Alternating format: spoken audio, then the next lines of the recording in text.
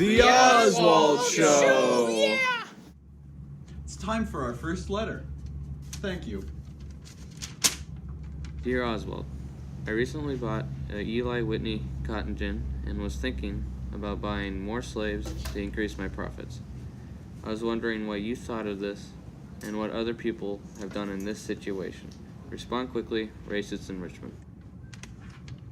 Thanks for writing in, racist. Whitney's invention has clearly put a boost into slavery. I'm no fan of the practice myself, but it'd be untrue to say that it hasn't put a renewed vigor into the industry. Growing cotton uses many hands, making it a prime candidate for using slavery, and which is much cheaper than paying workers to do it.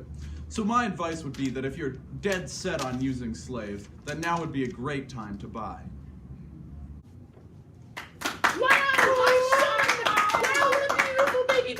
Hi. Okay, so today on the Oswald interview, we have abolitionist Bill T. Guard. Guard is a follower of many abolitionists. Mr. Guard, what are your beliefs about slavery? First of all, I'd like to thank you for having me on the show today. I believe in passive resistance, as William Lloyd Garrison does. Violence only begets violence, as you know, so I resist in peaceful ways through not using slave cotton and speaking against it. Garrison advocates for a secession from the South. He says it's a good way to remove ourselves from the immorality of slavery. I personally, like many others, think that this only prolongs the problem because it doesn't directly stop slavery. I like Theodore Dwight well in the way that he uses gospel to speak against slavery. So, who would you say is your favorite abolitionist then? My favorite abolitionist is Frederick Douglass. He is an escaped slave who uses politics to combat slavery. If other people wanted to get involved with the anti-slavery movement, who should they talk to? Well, started in 1848 was the Free Soil Party, but more recently now in the mid-1850s, you could join the Republican Party. Oh, okay. Well, I think that's all the time we have here. It's been an honor, Mr. Wow! Guard. Thank you for coming on the show. Love you, baby! Oh, another letter. Dear Oswald, I see all these people upset about slavery, and I get it to a certain extent. It's pretty bad. People have to work without pay for life, but at the same juncture, I don't understand what's so bad. At least you get to work with your family all the time. I haven't been able to see my brother in almost a year, so my question is, what's all the above about? Signed, Confused in Connecticut. Well, first of all, thank you for writing in Confused. The reason slavery is seen as so awful is that, in addition to making people work for life, allowing them to be beaten and raped, and forcing them to live in squalor conditions, it also separates people's families. Now, if you want a really good example of this, I suggest reading Uncle Tom's Cabin. Maybe not the most fun read, but it certainly puts into perspective the awful life that slavery can lead to. Up next, we have a special presentation on slavery and its effects on agriculture. Thanks, Oswald. And today we're looking over the effects of slavery on land and the possible weaknesses of the slave plantation system. As we know, the South relies heavily on slaves for their large plantations, and now the masters of those plantations are seeing the impacts of having massive amounts of cotton farming. The land has been worn out due to large amounts of cotton farming, and their slave system has problems. Some of the slaves deliberately injure themselves or slow work by breaking tools, and others die from diseases. Overall, I think the South has gotten what they deserve for the horrible atrocities of slavery. Back to you, Oswald. You know, I think it feels like time for another letter. Thank you. Hello, Oswald. I am writing to ask about how the South's economy is doing now that the importation of slaves is outlawed. I wonder if the South will now have to change its economic system away from slavery to hired field hands, or will they finally get out of the Dark Ages and join the North in manufacturing? Manufacturer from Massachusetts. P.S. Is indentured servitude coming back?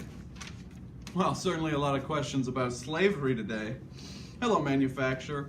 Sadly, the South will not be switching away from slavery, as slavery itself is not outlawed, and yet slave populations are on the rise, allowing plantation owners to have abundant labor and even sell them to each other for extra profits. And no, indentured servitude is not coming back. We'll be back right after this message from our sponsors. Colonial roll. Oh, here we go. Okay. Oh, hi, Mrs. Frankston. Hi, I'm Kate Powers. Come here. Look, hard-working slave owners. Isn't that just neat? Cold out. You know what else is cold? The North. All right? And in the South, it's hot. But there are people in the South who don't really like what they do in the South, you know? 1/4 of people in the South own slaves. And, oh, look, we got ourselves grade A racist. Southern boy, huh? Yep. How are you? Good, you? Let's get a seat. All right. Tell me, what are some of the weaknesses of the slavery system? Well, the slaves constantly hurt themselves, and they're always dying from disease and sickness. Oh, that's just no good. That's why we should probably not be a slave owner, okay? Now listen. Here, come here. Gotta show you something. Oh, wait, okay. Well, as I was saying, there are some Southerners who didn't quite like what they do in the South. You know, the majority of them, slave owners, all right? But some of the Southerners live up in the mountains, you know, just like mountaining up, and they don't have like farmland. So they're called mountain whites, and they just really don't like what they got going on. Most slaves, they face hard work and oppression, all right? So, they don't get a lot of education, and some ways they rebel, work slow, they run away, they steal food. That's not good. And there are some people that like to fight slavery. Matt Turner, 1831, all right? He was quick, and he took out 60 whites. That's pretty good, all right? Now, we don't want them hanging out, because here in America, they like the American dream, all right? A lot of slaveless whites, you know, they don't like slavery. Here, I'll be right back.